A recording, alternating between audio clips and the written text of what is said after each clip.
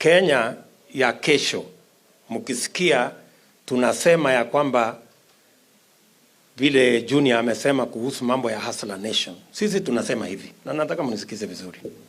Kenya hii imepungua watu wajinga kwa kiasi kikubwa, na lazima tuambiane ukweli.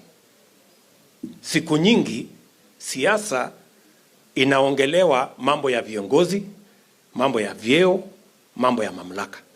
Mambo ya mwananchi haiko pale katika mambo ya mjadala wa kitaifa.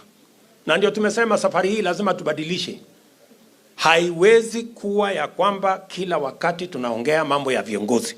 Lazima tuongee mambo ya mwananchi. Nyinyi mnanielewa watu wa Utangwa?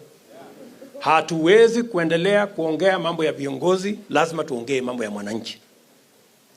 Wakati tunasema wale wenzetu ati wanakusanya makabila, ati waunganishe makabila, sisi tunasema tuunganishe mahasla. Hawa watu wa mama mboga na yule mkulima na yule mfugaji na yule mtu wa bodaboda, tuwaunganishe kwa sababu hawana kabila, na changamoto zao tukizitatua, tatizo za Kenya zitakuwa zimetatuliwa.